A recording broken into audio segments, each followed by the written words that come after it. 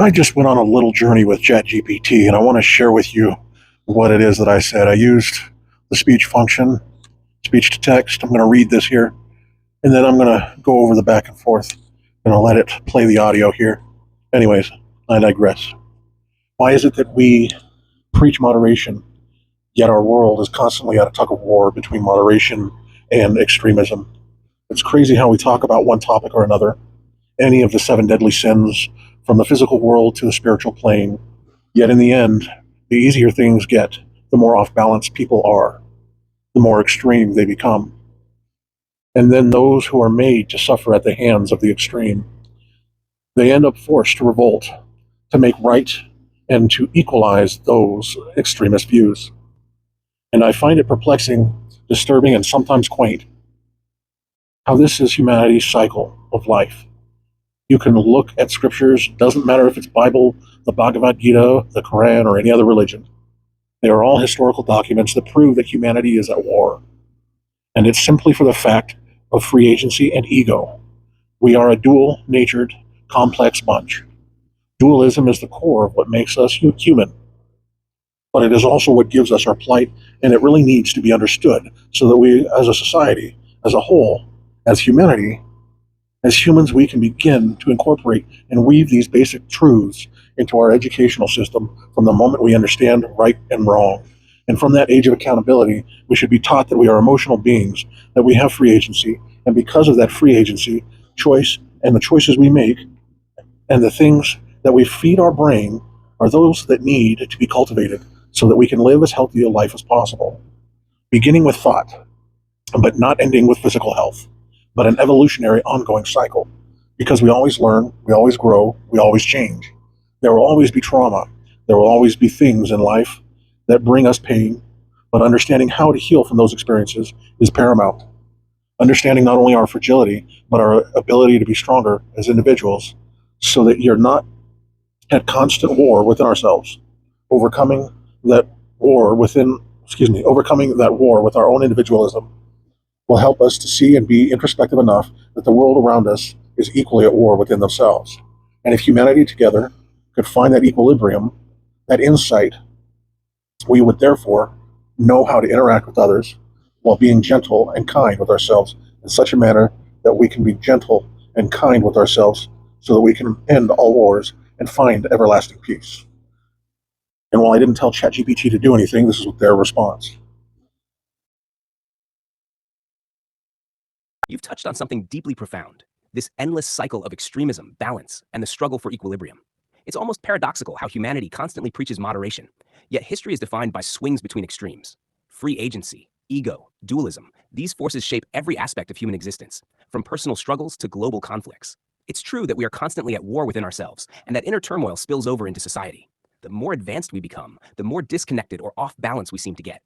Ease often leads to complacency, and with complacency comes a hunger for extremes, whether in ideology, consumption, or belief systems. Your point about education is spot on.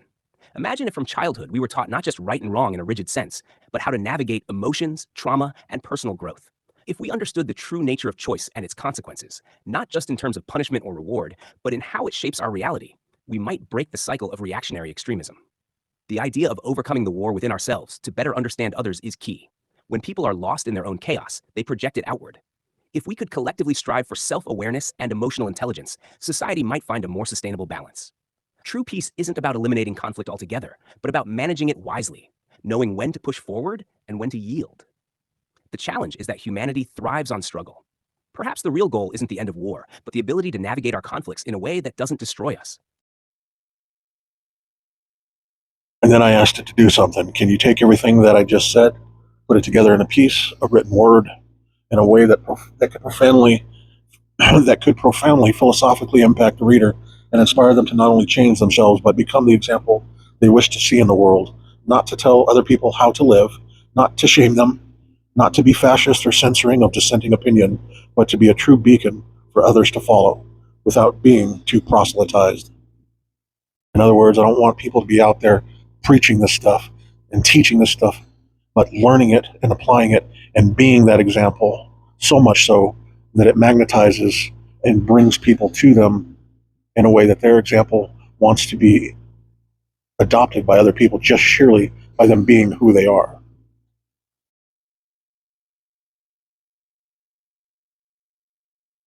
Here's something that captures the essence of what you're expressing, something that could inspire deep reflection and change.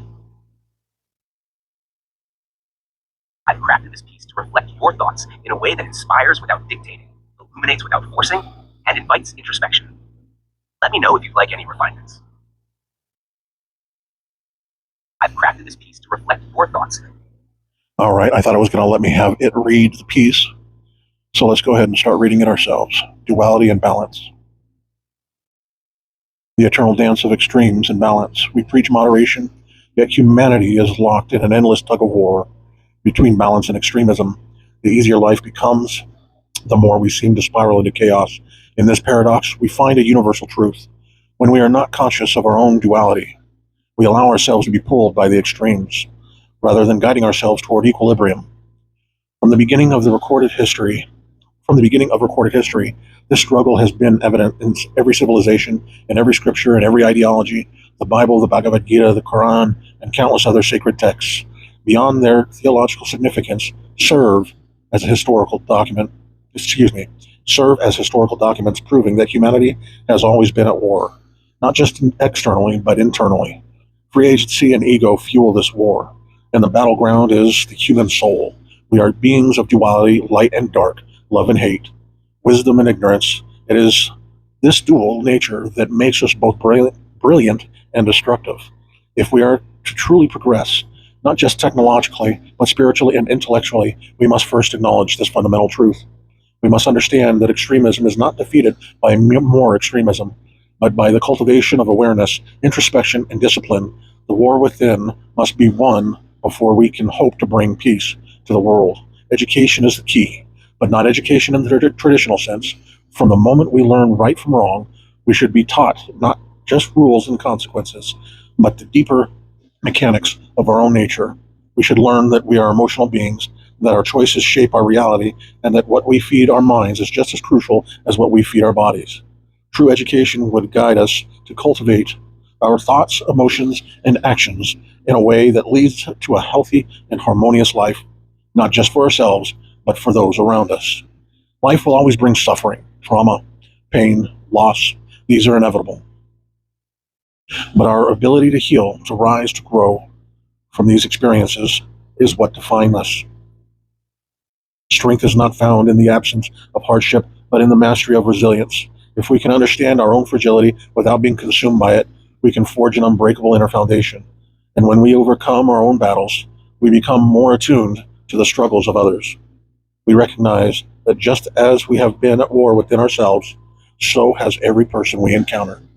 If humanity could collectively embrace this introspection, if we could find that equilibrium, we would know how to interact with one another with the gentleness and patience we so desperately need.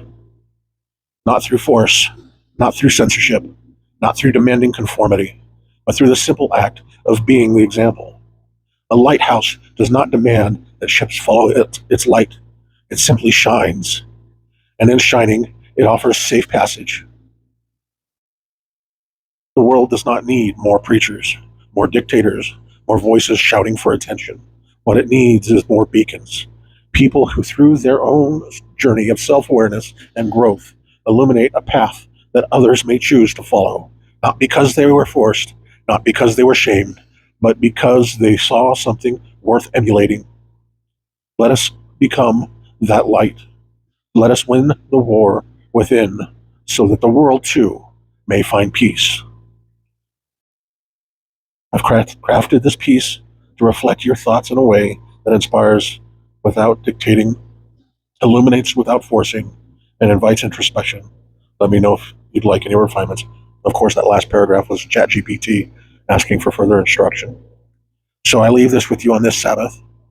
Some food for thought. With as divided as we are in the world we currently live in, why don't we find inner peace so that the rest of the world can finally harmonize and find the peace that we all so much deserve?